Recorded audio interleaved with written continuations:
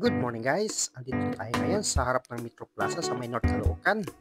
Malapit po sa magiging Tala Station or Station 13 upang magbigay ng update sa ginagawang MRT 7. So dito sa area na ito ay wala tayong nakitang activities dahil tapos na po yung pinakahuling poste.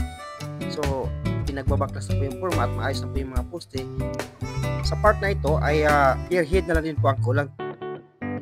So doon sa unahan, titingnan natin dahil meron pang mga ilang piraso, 3 pirasong poste na ginagawa.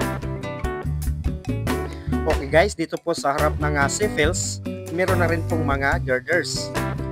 So nag-start na po silang nagkabit-kabit ng para sa sa flooring. Right? So doon sa harap ng Seymour, meron pa tayong nakitang ginagawa. Yun po yung poste, 3 poste ang natitira. Okay, ito po yung dulo guys ng mula doon sa CFELS. Ito po yung ginagawang poste, 3 po ito. Ito po yung pangatlo. Tapos na siya. Kumbaga inumpisa ng baklasin yung mga forma. Doon sa unahan konti, yun po yung tinutukan nila. Dito, okay na. So, clearing na lang po ang kulang dito sa ilalim para lumuwag na yung daanan. Ayan. So yun po yung poste, kinagabitan na rin po ng forma para sa spearhead, para pagkatapos ito, diretso na po yun dito. So mayroon lang isa kasalukuyang ginagawa. Sisilipin natin kung anong sitwasyon dahil nung una start na silang magkabit ng mga scaffolding para sa forma. Okay, ito na po yun guys. Almost done na rin. So nasa taas ginagawa nila yung para sa rebar ng spearhead. Malapit-lapit na magkapitan ng forma. Ayan, katulad nito para madiridiretso na yung mga girders. Medyo malapit-lapit na yung clearing dito sa ilalim. Yan na lang. Pag nabuhusan yan, so automatic clearing na po yung sa baba. Yun po yung inaasam-asam natin for the meantime na lumuwag yung daanan dahil sobrang traffic po talaga dito sa ilalim. Okay, sa unahan konti, yan po yun. Inaayos na nila yung mga pagkabit-kabit ng mga girder para sa flooring. Okay? Sa may unahan po tayo ng North Caloocan Doctors Hospital. Dito tayo sa harap ng St. Vincent College. Yan na po, meron ng bakod yung flooring. Meron ng sa gilid nakalagay. Kaya pormadong-pormado na. Yung sa unahan, yung sa pangarap, titingnan natin kung naikabit na yung girders, yung 2 segmento na napasadahan natin nung nakaraan bago mag depo.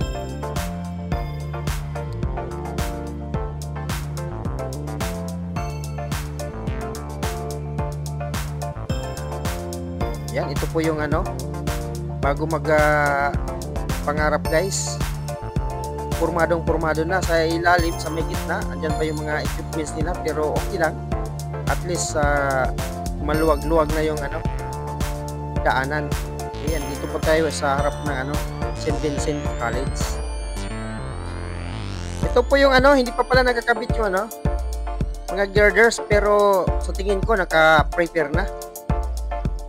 Yung mga girders na lang ang dito ikakabit para konekta na yung 2 segment bago magdipo. Pero at least okay na sa ilalim, medyo maluwag na dahil yan naman po ang kailangan natin.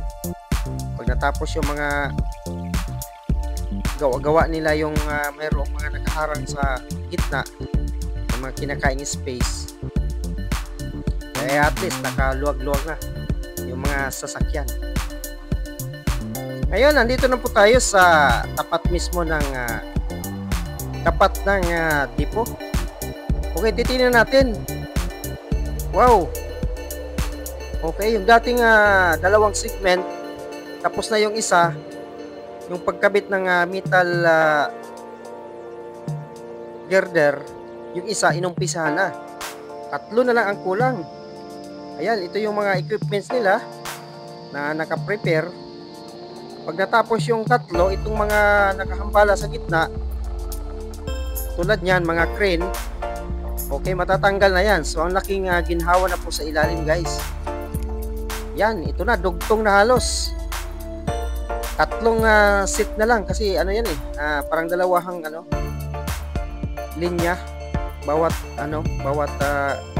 isang set. So, 4 na sets po yan. So, 3 na lang ang kailangan. Okay, malapit-lapit na. Siguro mga 1 o 2 gabi na lang ito na bakbakan nila. Kasi iangat na lang yun. Ayan, dito sa unahan konti. Yan na yung para sa flooring na lang po yan. Nakasunod na po yung yung tagalapag ng tagalagay ng flooring. So yan po yung dipo. Halos matatapos na yung mga trusses para sa pagkakabit ng bubong. Hindi na rin magtatagal siguro, makakabitan na ng mga bubong yan. Sa harapan, meron pang ginagawang building para siguro sa sa mga staff. Yan po yung facilities. Yan, napakalawak po dito. At least medyo banayad na yung sa ilalim. Yung isang portion na lang yung may mga malalaking equipments ang nakalapag o nakahambala sa gitna. So tatlong tatlong girders na lang. Yan po yung yan po yung sanga papunta doon sa pinaka depo. Akyatan. Yung release diyan. Kung tayo ay pabalik ng San Jose del Monte, yan po, medyo banayad na po dito dahil tapos na yung ilalim, yung ibabaw na lang ang kanilang ginagawa. Right, dito sa unahan maayos na. Ayan, medyo na, tapos na yung flooring punta roon.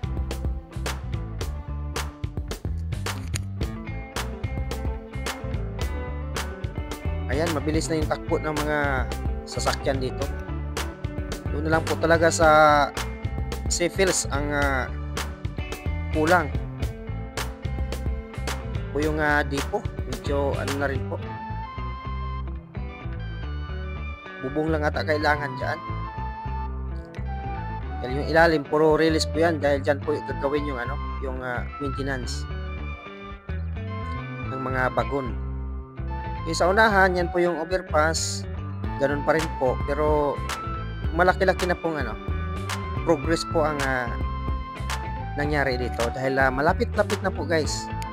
Magdugtong yung mga girders. Yun na lang po. Katapos nun, ang laking ginhawa na yan dito sa ilalim. Yan po yung mga equipments na sa gitna. Meron pa rin pong mga nakalapag. Pero at least maluwag na. Yan, mabilis na takbo ng mga sasakyan. Ito po yung sa Sacred Heart. Hindi pa rin po naikabit yung mga beams. At para sa bubong. Pero ang inuuna nila yung mga walkways. Halos pormadong-pormado na yung mga walkways at saka yung building na nasa likod.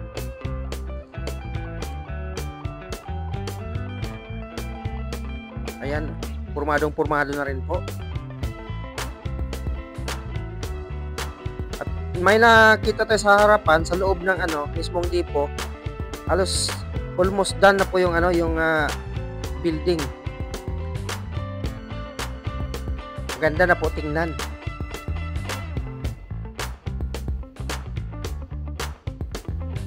Ayan ang laki.